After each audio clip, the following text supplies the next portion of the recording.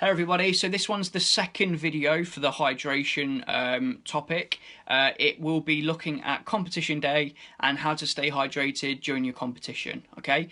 So the first thing we need to look at is obviously pre-event hydration. Essentially, you just need to make sure that 24 hours prior to your competition, you're aiming to stay hydrated within this time period.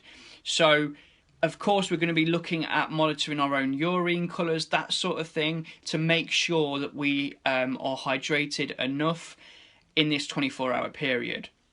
Now, under normal circumstances, under normal climates and environments, etc., it's usually averaged that 150 to 250 millilitres every 20 minutes would be enough fluid consumption to be able to keep us hydrated on a day-to-day basis.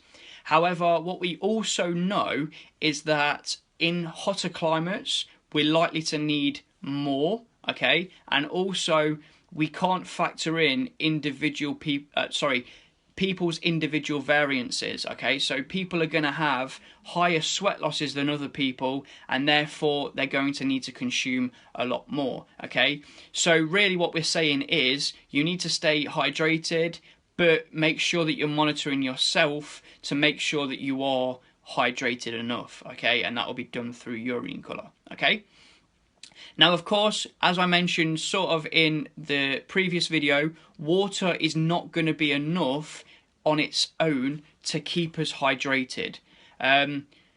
So what we need to do is add things to our water in order for us to retain that water or fluid, and also help us to absorb it a lot better as well, okay? So water is not going to be enough on its own.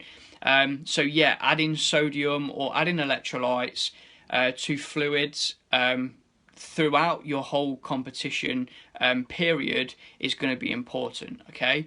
Right, moving on now to during competition, okay? Of course, during competition, it's going to be advised that sports drinks are what we need to be consuming, okay?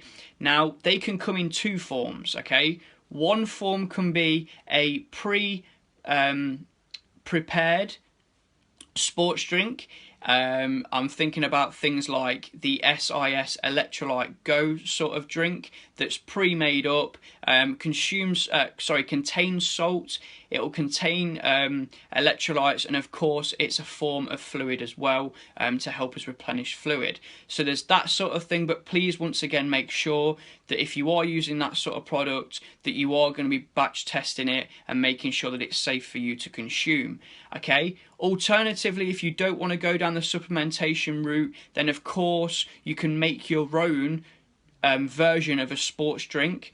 It's fairly simple to do. All you need to do is dilute 250 millilitres of water or cordial as well with a quarter of a teaspoon of salt, and then just consume that, because the salt within that drink will help you absorb the fluid better and also retain the fluid better, okay? So that's that's during event. Now moving on to post-event. Really, the most important thing is to make sure that after your event you are hydrating yourself as quickly as possible, okay? Once again, it's going to be adding salt to your drinks, which is going to be the case throughout your experience at the games. So making sure that you're hydrating yourself nice and quickly after event, which is going to be especially important if we've got events a couple of hours down the line, back to back, or if we've got an event the next day, okay? Making sure that we're hydrating ourselves as quickly as possible post event is going to be really, really important, okay? So I hope this has helped, and that kind of finishes off everything you need to know about hydration, okay? Thank you very much.